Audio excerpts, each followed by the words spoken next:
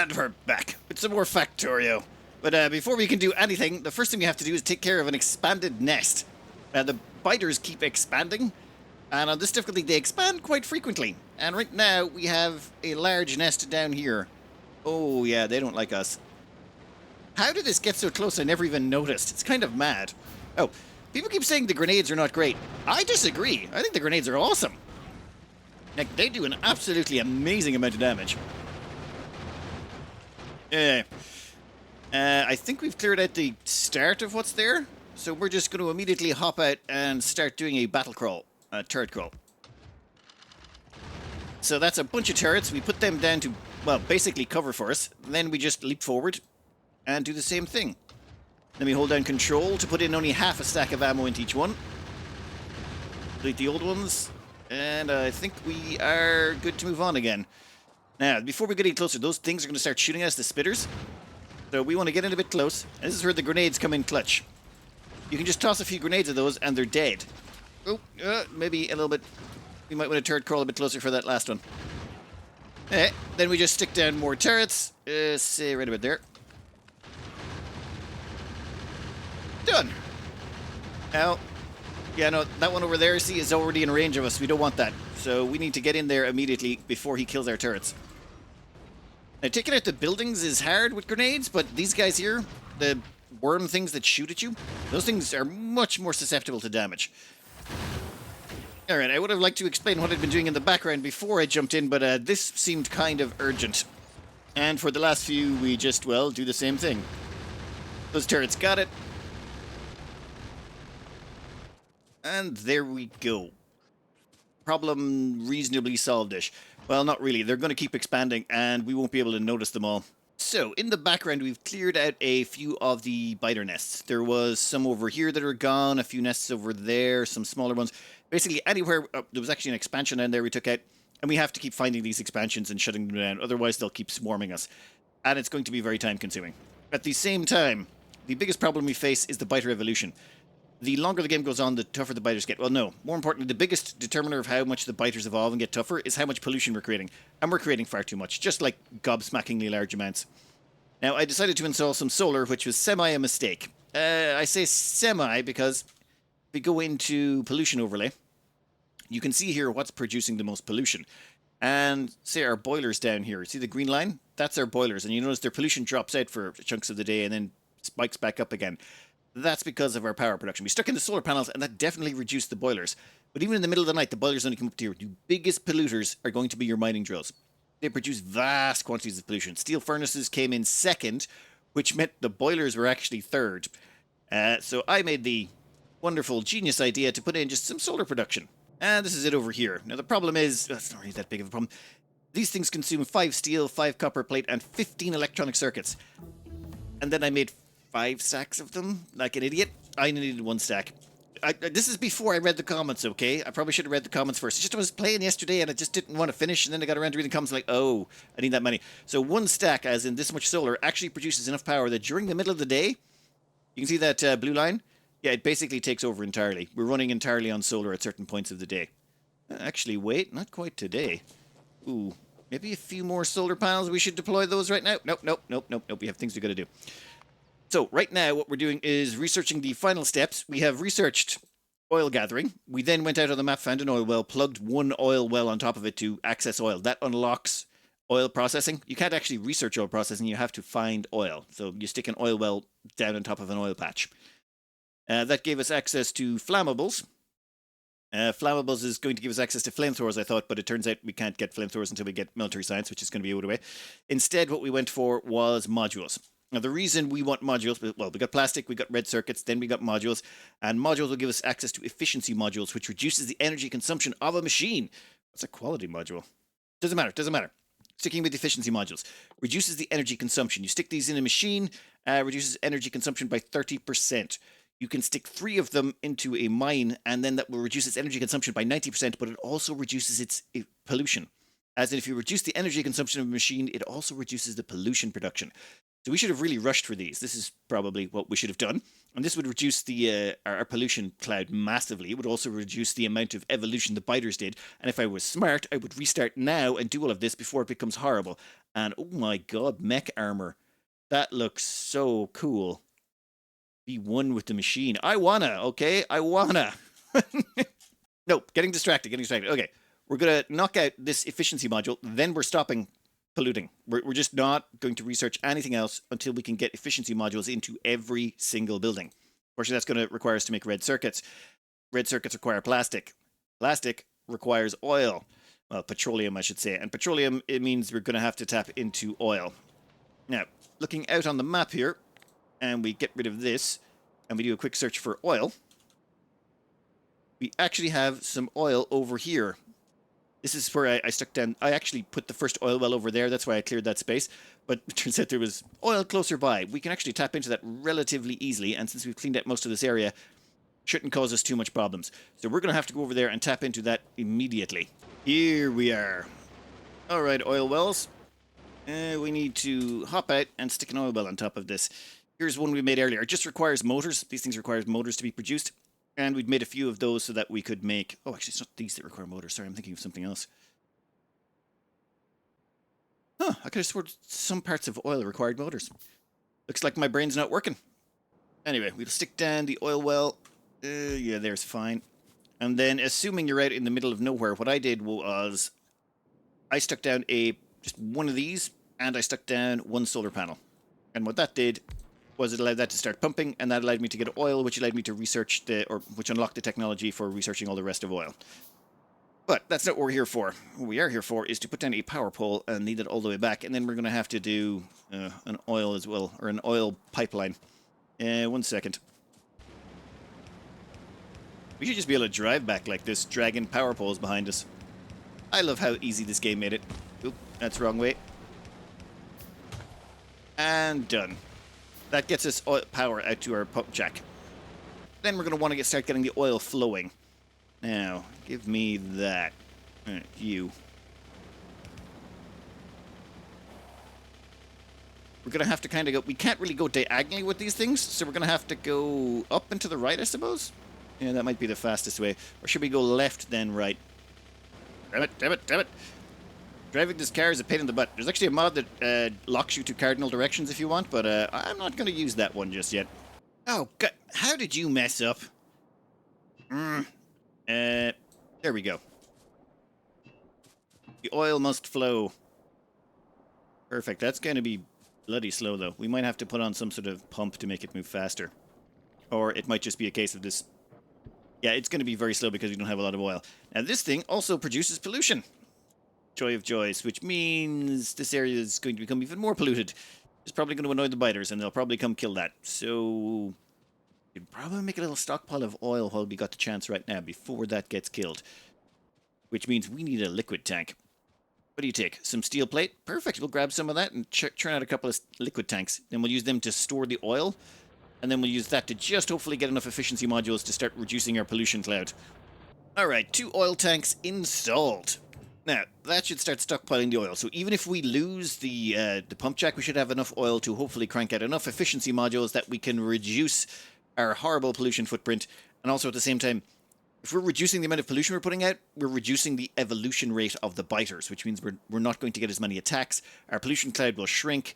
At the same time, the biters won't evolve as fast, meaning we can get more done before they become dangerous. But we're probably so far behind on that curve and so inefficient at this point, it might be a big problem. But we'll find out. These are the 2 main buildings we're going to be working with just now. One is basic oil processing. You stick in crude oil, it spits out petroleum gas. That's it. Done. And then over here we've got coal that comes in and petroleum gas, and it spits out plastic. This is basically what we're going to need to put down if we want to get ourselves some plastic. The plastic gives us red circuits, the red circuits gives us those efficiency modules, and that will cut down on our pollution. This up here is what our plastic is going to look like. We need the plastic to make the red circuits, and we need the red circuits to make the efficiency modules. So we're just going to have a separate plastic production that we can expand out as needs be, because plastic's required for a few things. But what we've done here is fed the oil in just to a regular underground pipe. Now, the reason we use underground pipes is these pipes here, you can't pass through them. And then you'll end up crashing into them in your car or damaging them or breaking them. That's why underground pipes are just such a lifesaver. And it's why they can reach so far. If underground pipes didn't reach so far, this game would be a nightmare when it came to piping. Anyway, this oil goes across here, goes into this generator, or goes into this refinery. The refinery spits out just straight up petroleum. Crude oil turned into petroleum. Done. That's its only purpose. It doesn't produce any other liquids at the moment. There are more advanced recipes, we just haven't unlocked them. But this is very simplified. It basically turns crude oil into petroleum gas, and that we're piping out here, and you can see from the lines it's showing that it goes all the way up here and in there. Now, the reason we brought it out all this way is I'm trying to keep sort of a main bus thing going on. So these are all the different lines of materials. There's your green circuits here. We're going to have the plastic come out over there, and we're going to keep the petroleum gas right here. And as for the coal, we need coal to go with the petroleum gas to spit out this plastic. Turns out coal and petroleum gas made plastic. I did not know that. Well, I suppose I did once I started playing Factorio. Now, yeah, we'll put you in this... Oh, and we're out of transport belt. You know what? It's fine. We've got a spare transport belt production thing over here. This is effectively tied into our science production. Yeah, done. Don't worry, we'll be upgrading the transport belt soon to reds and things like that. It's just we need to cut down on the efficiency. Like, it's getting harder and harder to kill the biters, and that's... If it gets too far, we just basically die. So we need to make sure that we stop making the biters evolve so quickly. Then, once we get the coal up here, that should just be a case of boom. Yeah, it gets fed into the plastic machines, and they're spitting out the plastic. Done. That allows us to turn the crude oil we've got stored up into petroleum, which we then turn into plastic. Done. Now we just need red circuits. Okay. Now, from what I have recalled / half remembered... Oh, we're going to need a bunch more of these, aren't we? 1 second. Before we start on the red circuits, I need to fix some mistakes here. Okay, that needs to go. That needs to go. Yeah, in fact, we'll get rid of all of those. Perfect. And then what we're going to do is this. Something I had forgotten. Come on, it's been a while. What you do is you curve this in, and you curve this in. Oh. And, oh, damn it. 1 second. We'll just scoop those off the line. There you go. That is a simpler way to combine two lines. I had forgotten all about that. My bad. All right, and we want to make sure that we put all of those red flasks back on the belt. Done. And that little method there is really handy for combining lines and making sure that you can like split half a belt, which is really important when you're trying to do builds like this. Now, when it comes to these things, you can look down in the bottom right there, and it gives you the crafting speed and all of this sort of stuff. But basically all we need to know is 1 gear machine will feed 6 of these. And if you're not able to figure that out, or if you don't know the ratios yourself, this here is the Kirk McDonald GitHub calculator. I'll leave the link in the description if you want to play around with this yourself. This allows you to calculate all of your stuff, and actually there's probably better stuff than this out there now. It's just this is one of the first ones I ever found many years ago. And I'm not going to learn a new one now. That just sounds like a lot of effort. I already know how this one works. I'm comfy with it. It's just, you know, but leaving aside my terrible taste, or great taste, depending on, like, actually, no, this is good taste. I like this. It's very simplistic and easy to wrap your brain around. This here is 6 buildings of red chip production. And you can see here these 6 buildings. That means it takes 6 assemblers to produce this many items per minute, assuming certain levels of research and stuff. There's a whole thing with settings in here where you can choose transport belts and fuel types and all that. We're not really that worried about it. We want to produce 6 machines worth of red circuits. The reason we want to produce 6 machines worth, not 7, not 5, is actually over here we have efficiency module production. So if we want to run 3 of these buildings, which is 3 blue assemblers, we will produce 9 efficiency modules per minute, which sounds like a good, efficient way to module up our entire base. And that will require 6 of these red circuit assemblers. Now, the thing is, I kind of know a little cheat here, but I'll show you in a minute. Which is why we've got these 6 buildings queued up over here so that we can break down the problem even smaller. And then, of course, we needed plastic as well, so plastic's its whole separate tab. I should have realistically only made 1 plastic producer because that's actually all we're going to need, but I decided not to. Just on the grounds that if you put down 2, it shows it's easier to expand and it's more copy-pastable. But yes, we only realistically need 1 of those to make the required amount of red circuits. As well as that, when it comes to red circuits are a bit odd in that they require green circuits, plastic, and copper cable. And the copper cable gets a little bit weird, and if you've never played this game before, you're like, it kind of adds a whole level of complexity, because this says we need 2.5 assembly machines making copper cable. But some of that copper cable is going to be fed into the green circuits and some into the red. So how do we compartmentalize this? Well, actually, we just click on green circuits to ignore. The little click to ignore the button there. And click. Now we no longer have to worry about green circuits calculations. It excludes all the iron and copper cable that goes into them. So now all we're left with is what it takes to make the red circuits. And then at the same time, we can exclude plastic. Well, but the plastic's being made on its own, so we don't need to worry about that either. And then it shows us exactly what we need to feed it, which means we need one assembly machine Mark II producing copper cable to feed 6 of these advanced circuit things. This actually makes for nice modular builds where you can go, I'll put down one assembler making copper cable, feed that into these 6, done.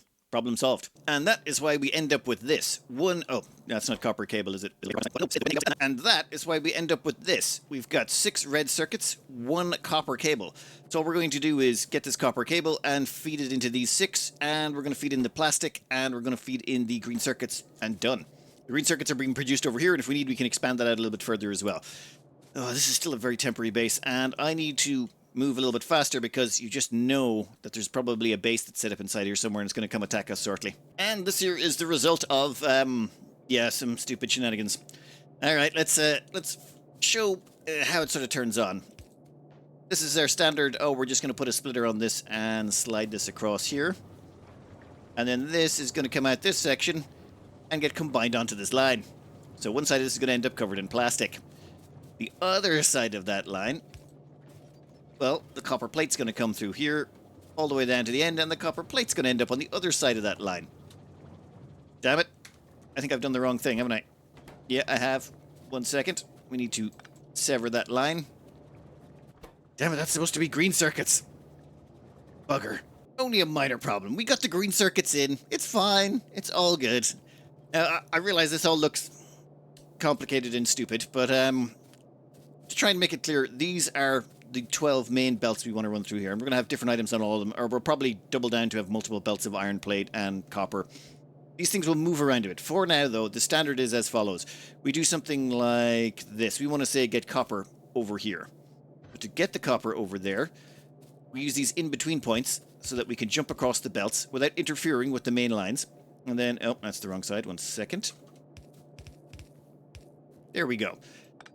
And you'll notice that these things are being put in the center. So when we do this, it jumps all the way across, avoiding conflicting with our main bus. Or the 12 belts we kind of want to don't interfere with.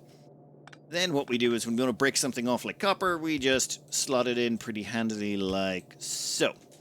And something like this stone here, whenever it gets to this point and it's going to encounter that same splitter that we're using to split off, we just hop it. Done. And that way everything shouldn't interfere with each other. Now, you're going to have problems if you try and take too many things off at the same time. Like if you're trying to break off stone here as well, it gets all sorts of complicated.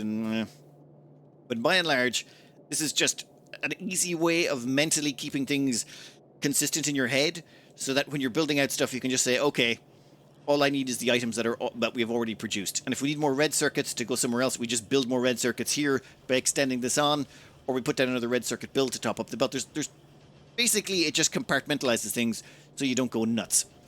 Now, how are you looking? Oh. Yeah, I don't think I can get the copper cable. Yeah, it can't get the copper cable out fast enough. Those inserters can't keep up. That means we're going to have problems with these, and there's no output inserters either, is there? 1 second. We need output inserters to actually output the red circuits. There you go. And finally, you. And done. And these guys are going to flow back on here, and we're going to put them on this layer of the belt. So this here is going to be all red circuits all the way along. Okay. If this won't work, though, it's going to stutter a bit. That means we probably need to get our hands on... bulk inserters. 150 science? You know what? We'll pay the pollution cost to get that. Bulk inserters allow you to pick up 2 items at a time. So we'll replace these inserters with bulk inserters. They'll be able to input and output. They'll be able to input 2 copper plates at a time and output 2 copper coils at a time, meaning this thing should run more efficiently. All right, but in the meantime, we're going to want to put down an efficiency module build. This should be fairly straightforward because all we need to do is feed it green and red circuits. So they give me 2 tiles of space, and then 2 tiles for the belts on the other side. And then, oop, you go about there. What I'm trying to do is keep everything consistent. So you notice that this is in line with this, which is in line with this, which is in line with this all the way along. And we try and keep things organized. Your job to produce these. Easy peasy, and we want 3 of you. Then the only items you need are red and green circuits. We'll probably feed them off one belt. So we'll have something along these lines. Oh, where are we feeding it out? Actually, we're not even feeding this out. This is going to be put straight into a storage belt. Now, this is the edge, so you can go like that. Yeah, that's off-center. There we go. So all we have to do now is feed these green and red chips. And since this is red up here... Now, what I tried to do is place down the outputs before I connect up the belts. Otherwise, you end up contaminating your belt with stuff you don't want, like, say, copper on a green circuit line, or wasting a whole bunch of red chips. These red chips are super expensive, so you don't want to be wasting a lot of time producing them if you're not using them efficiently. So we're going to want to put you right about there. Break you off. Hop you across. And done. That's red circuits basically finished. Then we want green circuits on the opposite side. Again, same thing. We want you to go... Okay. Plug it in. Plug you in. I should maybe do a little bit of belt food to make sure this thing compresses down. Otherwise, we're going to get up at half a belt of red. But honestly, we don't need to worry about that for a while because this thing produces very, very small amounts of red chips. It's going to take it forever. So you come over... Where's their green circuits? Oh, yes, I forgot. Much better. Alright, you. We like to put the two of them right there. That way, when you add on more, it just requires one power pole to hook them all up. And then you're going to do something similar on that side. Now, for outputs, I think we're just going to stick this towards the rear. And put in a chest. Iron chest, regular inserter. Done. And you can output... Oh. You can output to there. Done. We are now producing efficiency modules. I think, though, to make sure that this thing continues functioning, we're going to need to increase green circuit production. Actually, never mind. I take it back. According to this, we only need 1.5 assembly machines producing green circuits. So right now, we want to cut off everything else and just focus on producing these efficiency modules and sticking them into every machine we possibly can. Alright, we have some efficiency modules, and we have a mining drill that's producing 10 pollution per minute. And now it is producing 2 pollution per minute. We should be able to just left-click. Yeah, it goes from 10 to 2. So then we just basically chuck this into every single mine we can find. We might actually need to plug in more copper drills as well. I don't think it's going to be able to keep up. But okay, at the moment we're researching bulk inserters. That's going to cause a massive spike in production. But once the bulk inserters switch off, we should be good. Yeah, you can see that massive spike there. Since we turned back on the research, things have gotten a little bit more polluty. Okay, but soon we'll have enough efficiency modules to chip everything. Right, bulk inserters have completed research. That means... Oh, it requires 1 advanced red circuit. Give us 2 advanced red circuits then. We're going to need them. Before we install these bulk inserters, I'd like to point out, you can see here, this is maxing out. And then when it does max out, it stops accepting copper plate. So what we do now is we stick in the bulk inserter. You see the way it's spitting out 2 at a time now? Before we're sticking out 1 at a time, now it's spitting out 2. Yeah. It's max now. That means red circuit production is going to go up because it should be able to get all the way to the end of the line, which is good because we'd sort of eaten to our back reserves.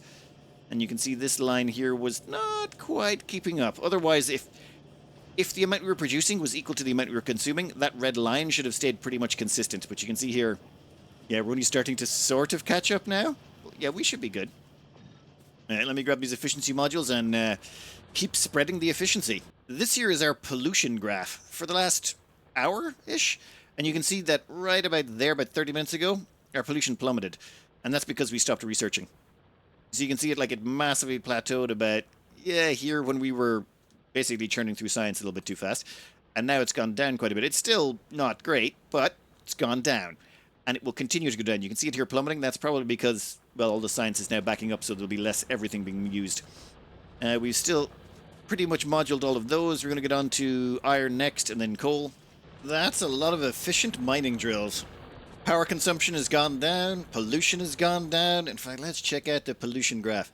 See that blue line? That blue line right there is how much pollution our miners are spitting out. And it's gone from a peak of about 400, and now we're hitting about, what, 56-ish? Perfect. This means, I think we're actually producing less pollution than the surrounding area is absorbing. For example, trees absorb a lot of pollution. Tiles, just regular tiles do it, and even biter spawners. Uh-oh. Yeah, that's in the last hour. In the last 10 minutes? Last minute. There are 2 biter spawners consuming pollution somewhere. They're somewhere inside our cloud. We just can't see them. And I also went down to our little oil setup. I stuck in a second oil well and put in a bunch of gun turrets, just to make sure it doesn't go down anytime soon. But I think I should do a quick patrol around the perimeter. Actually, wait, no. Down here we've installed a second oil processor. Is that working? No, it's not. One second. There we go. So a second oil processor, that should process the oil a bit faster, because if you'll notice, the red circuits are not moving very fast, namely because the plastic is not being produced quick enough. So we're actually got a few idle ones there. That's why we doubled up the oil production. And you guys can also take some efficiency modules. In fact, we're going to start getting all the most pollutingest buildings and giving them efficiency modules.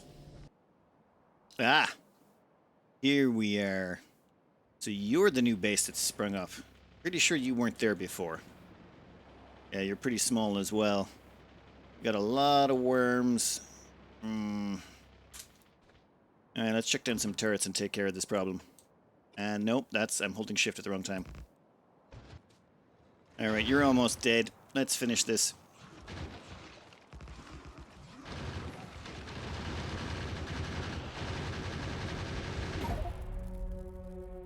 What the hell?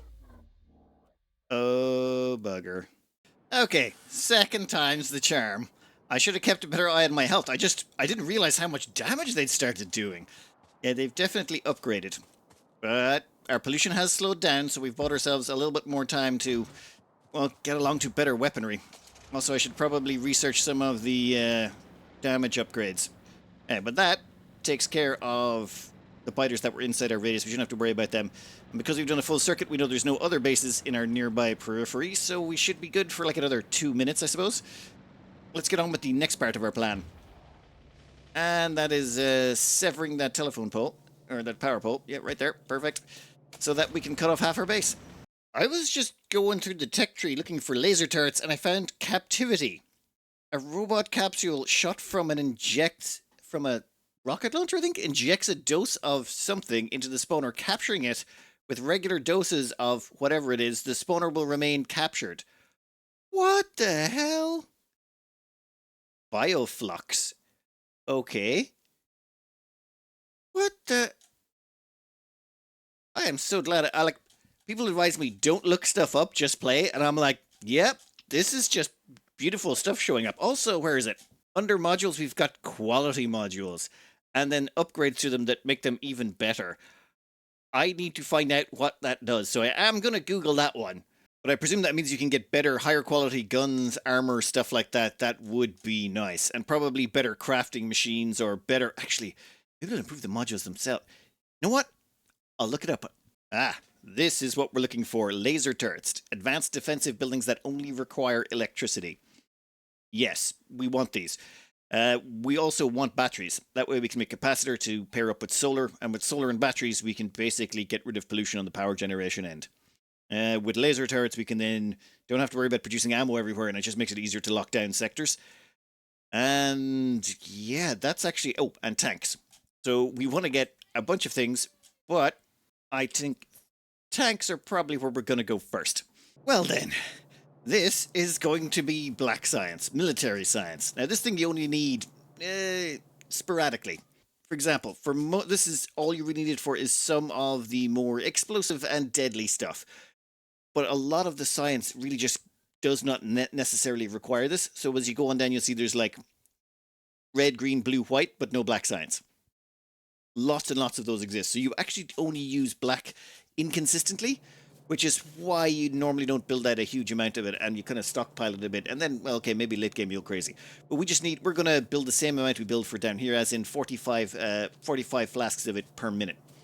Now, I just went back and looked at an old design. I'm like, this was frying my brain. So I just gave up and said, you know what? I'm just going to go and look what my old brain came up with. My old brain kind of knew what it was doing, I think, though it is kind of silly. All right, first up, you need brick walls. Then you need grenades, and then you need piercing armor magazines, or piercing rounds. And the 3 of those combined give you the black science. Then you stick it into the calculator and it tells you you're going to need like one wall, one magazine, or one basic magazine producer, 4 grenade launcher things, or 4 grenade things, and then 2 armor pierce. That's it. That's all you really need. It's actually quite compact, but it is a little bit of a resource hog. Now, I split the resources in here, so we've got copper and steel in one belt. We've got iron and coal on a second.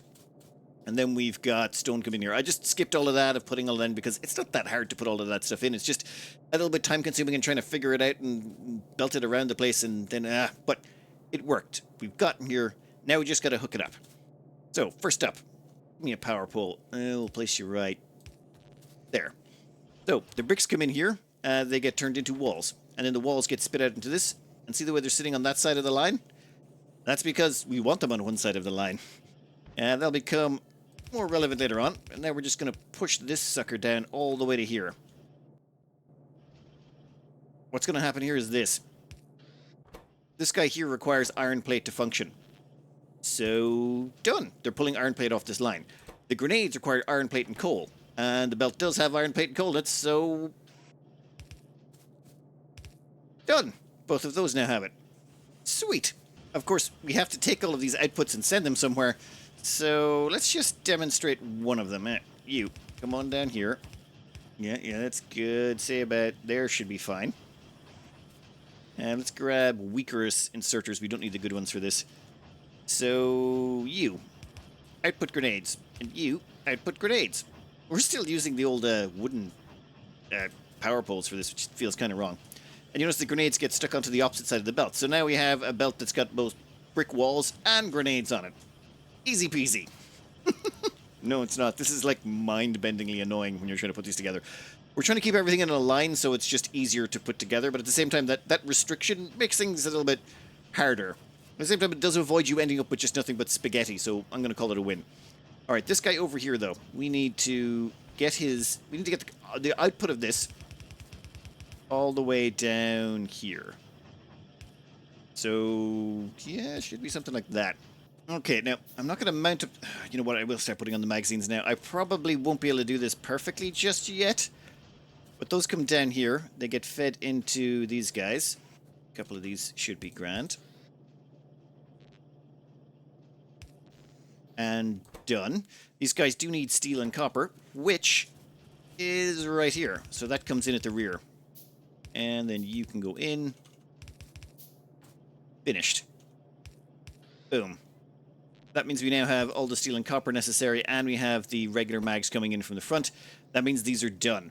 Now we just have to get these down to this section. Like we're making grenades, we're making walls, and we're making piercing round magazines. So, give us one of these giant underground belt things. You go from there to... actually, get away with a cheaper one. Let's go with the cheap version.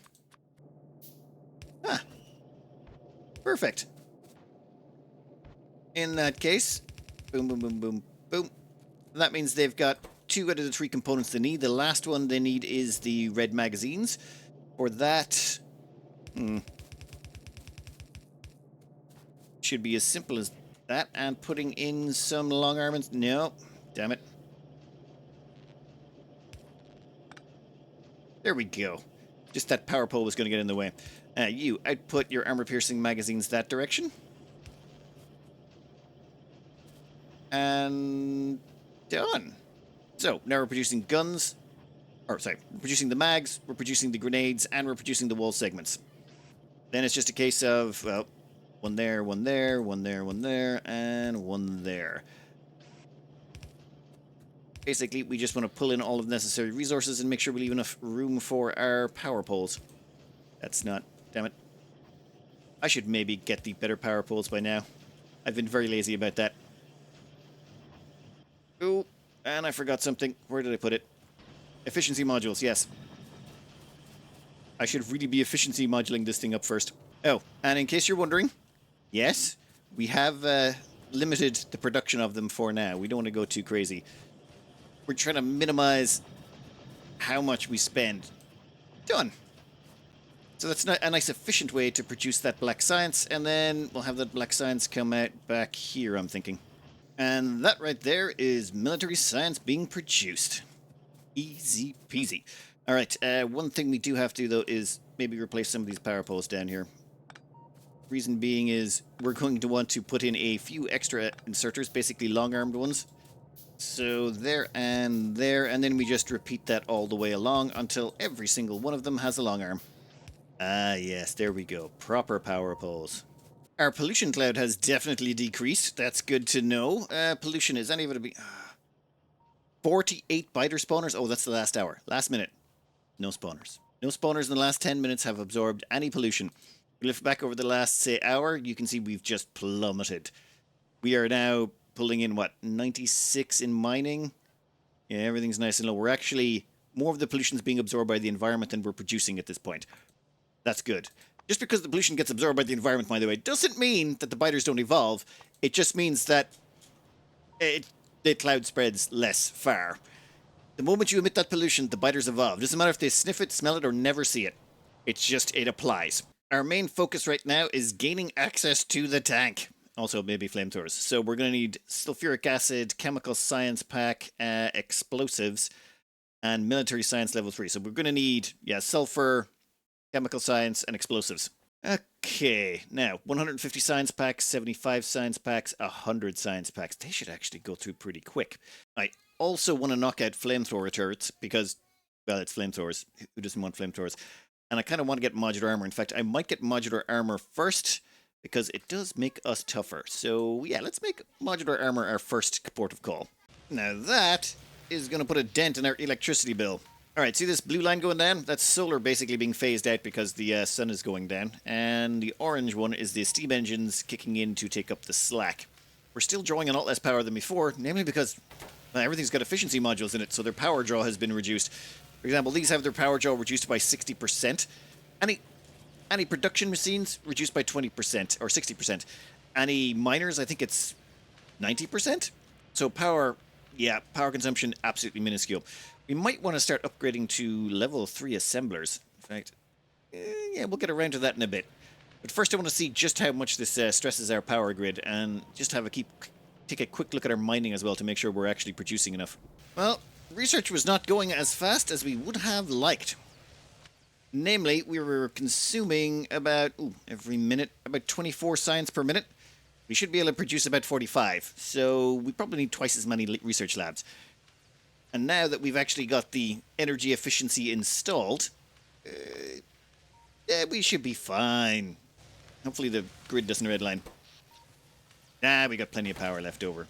Okay, done. Everything's now running at speed. Might need to up a few things, but by and large, I think we're good to go. I think we've managed to get ourselves reasonably stable, cut down on our pollution cloud, clear out a few bases. I'll have to go around and clear them out again. But I think we might be able to hold that until we get the tank. And once we get the tank, it becomes much easier to clear out the surrounding area, and then we'll have to wall it up and hopefully get some laser turrets. And right now, we're going to get our hands on improved armor. Hey, it was the first research up. I want to have a quick look at this before we cut it out for the day. Alright, modular armor. Let's go. And it added on an extra line down here. Also, we'll dump that in here with this other armor. At the same time, I believe this actually has an equipment slot thing, so we can build a few things to go in here. Might want to get some roboports and things. Damn it, I can't remember what's the best stuff to get at this level. But that is a concern for another day. For now, we've actually done quite well for ourselves. We've made our base incredibly power and pollution efficient. We've managed to knock out all the stuff around us. And next up, we'll go straight into blue, and we're going to have to start knocking out tanks. Like, once we get the flamethrower, the only thing left to get after that is tanks. Yeah, according to research, we knock out those two. We get a little bit of blue science production up and running. Don't even need that much of it. And then we can crank out military level 3, which gives us access to the tank. Then the fun killing of all the biters can begin. That's the sort of thing about playing on a death world. The start is going to be very difficult in, trying to organize things, and oh my god, I don't have enough bricks. Damn it. 1 second, I gotta pump up brick production. Turns out we needed 6 brick furnaces if we wanted to actually produce enough for, our build. Minor issues. They're all little bottlenecks. Right, but the long-term goal here is to basically build up to blue science, and then we'll probably have to pause there for a while. Beyond that, the resource requirements just become so insanely high that we would probably die if we tried to go that far. So instead, what we'll do is we'll use that to start securing our surrounding area. How much iron we got left? 164k? Okay, I should maybe secure ourselves alternative sources of iron ore as well. You know what? That is for next week. For now, I'm going to cut this out here. I hope you enjoyed it. Good luck.